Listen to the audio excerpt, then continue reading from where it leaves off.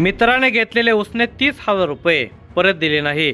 पुढे घडले भयंकर, ऐकूनच हादराल. उधार उसनवारीच्या वादातून हाणामारीच्या घटना घडत असतात. आजच्या युगामध्ये पैसे देणाऱ्याचा फोन आला तर तो पटकन उचलला जातो, मात्र पैसे मागणाऱ्याचा फोन आल्यास तो लवकर उचलला जात नाही. कधीकधी पैसे मागणाऱ्याचा फोन समोरची व्यक्ती उचलतच नसल्यामुळे पैसे मागणाऱ्याचा संताप अनावर होऊन प्रसंगी अप्रिय घटना घडते. आर्थिक व्यवहार जपून करण्याची खबरदारी कित्येक जण घेत असतात, मात्र एखाद्याची अडचण बघून आणि त्याच्यावर विश्वास ठेवून एखादी व्यक्ती गरजूला मदत करते.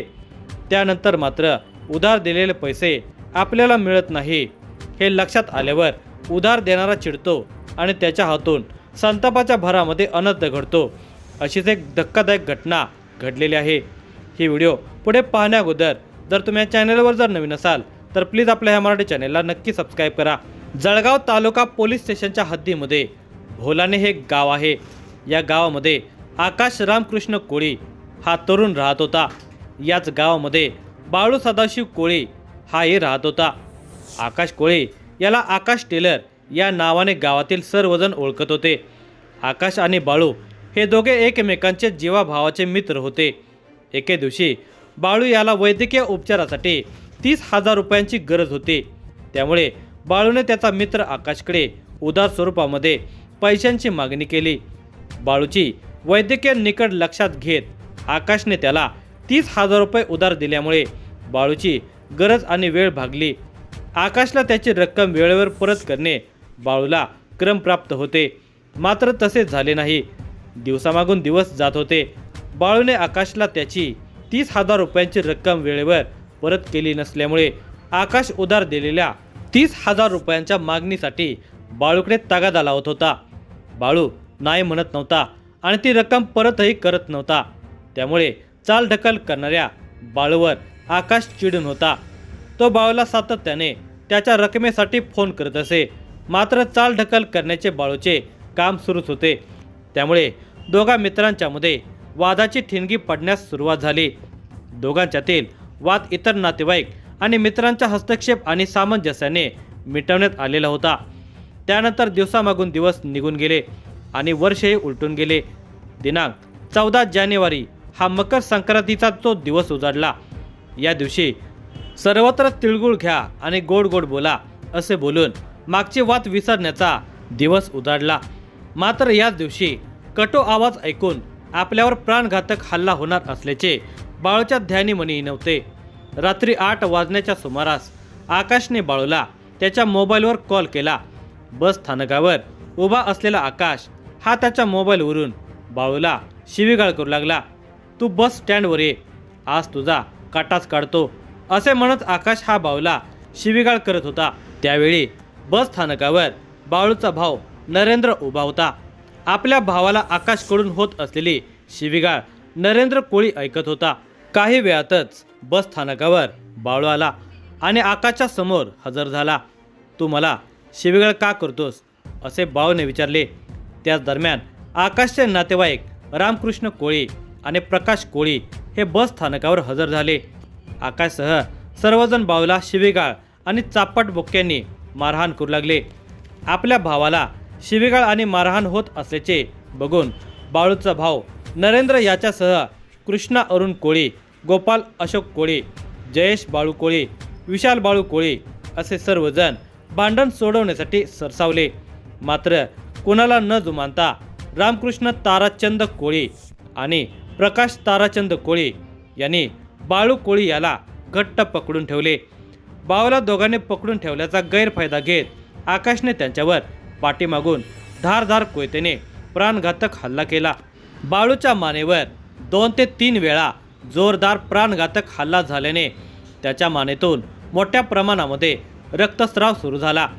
रक्तबंबाळ झालेला बाळू काही क्षणामध्येच जमिनीवर कोसळला. रक्ताच्या थरात पडलेल्या बाळूची अवस्था बघून त्याचा भाऊ नरेंद्र आणि इतरांनी मिळून आकाशच्या हातातील लोखंडी कोयता हिसकावण्याचा प्रयत्न केला.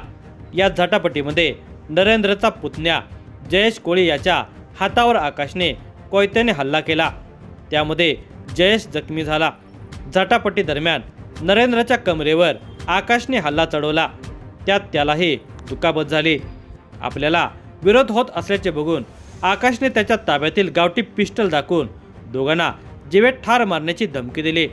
या कालावधीमध्ये घटनास्थळावर गर्दी जमा होण्यास सुरुवात झाली. लोकांची गर्दी जमण्यास सुरुवात झाल्यानंतर भांडणाची सोडव झाली आणि हल्लेखोर आकाश तेथून निघून गेला.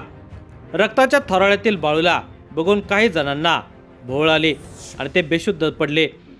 जखमी बाळूवर वैद्यकीय उपचार लागलीच होण्यासाठी परिस्थितीचे भान ठेवत जयेश कोळी आणि कृष्णा कोळी या दोघांनी त्याला मोटारसायकलवर बसवून लागलीच जळगाव येथे शासकीय रुग्णालयामध्ये नेले.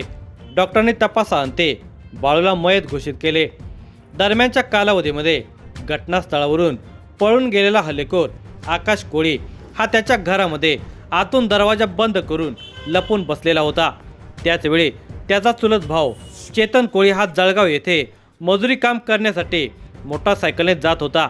त्याला रस्त्याने जात असल्याचे घरात लपून बसलेल्या आकाशने खिडकीतून पाहिले. चुलत भाऊ चेतन खिडकीतून दिसताच आकाशने त्याला बघून जोरात आरोळी मारली. आकाशने खिडकीतूनच त्याला जवळ बोलावून सोबत येऊ देण्याची विनंती केली. चेतन सोबत गावातून गुपचूप पळून जाण्यामध्ये आकाश यशस्वी झाला. आकाशला गावातून पळवून नेण्यास चेतन याने मदत केल्यामुळे गावकऱ्यांच्या रोषाला सामोरे जाण्यापासून आकाशची सुटका झाली.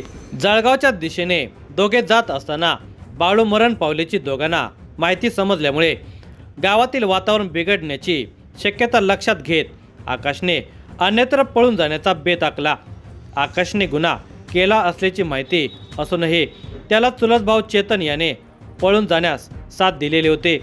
दोघेजण मोटारसायकलने चोपडा तालुक्यातील एका नातेवाईक महिलेच्या घरी गेले. आम्ही शिरपूर येथे कामानिमित्त गेलो होतो, मात्र उशीर झाल्याने आम्हाला मुक्काम करायचा आहे असे खोटे सांगून दोघांनी त्या नातेवाईक महिलेकडे रात्रभर मुक्काम केला. या कालावधीमध्ये मरण पावलेल्या बाळूचा भाऊ नरेंद्र कोळी याने दिलेल्या फिर्यादीनुसार जळगाव तालुका पोलीस स्टेशनला संशयित हल्लेखोर आकाश कोळी, रामकृष्ण कोळी, प्रकाश कोळी यांच्या विरुद्ध गुन्हा रजिस्टर नंबर 9/2026 भारतीय न्याय संहिता 103(1), 118(2), 115(2), 351(2), 352(3)(5) सह आर्म ॲक्ट 325, 425 नुसार बाळू कोळी याच्या खुनाचा गुन्हा दाखल करण्यात आला. पोलीस निरीक्षक शशिकांत पाटील यांच्या मार्गदर्शनाखाली या गुन्ह्याचा पुढील तपास सुरू करण्यात आला. पोलीस निरीक्षक शशिकांत पाटील यांच्या पथकातील सहाय्यक पोलीस निरीक्षक Anant Ahire, police head constable Pradeep Rajput आणि इतर सहकाऱ्यांच्या मदतीने संशयित हल्लेखोर आरोपींच्या मागावर निघाले. तांत्रिक तपासाच्या मदतीने चोपडा तालुक्यातील नातेवाईक महिलेकडे हल्लेखोर संशयित आरोपी आकाश कोळी हा त्याचा चुलत भाऊ चेतन कोळी याच्यासोबत पोलिसांच्या हाती लागला. अधिक तपासामध्ये चेतन कोळी याने आकाश कोळी याला पळून जाण्यास मदत केल्याचे निष्पन्न झाल्यामुळे चेतन कोळी याला संशयित आरोपी करण्यात आले. क्रमाक्रमाने सर्व संशयितांना अटक करण्यात आली. पोलीस निरीक्षक शशिकांत पाटील यांच्या मार्गदर्शनाखाली अधिक पुढील तपास सुरू आहे.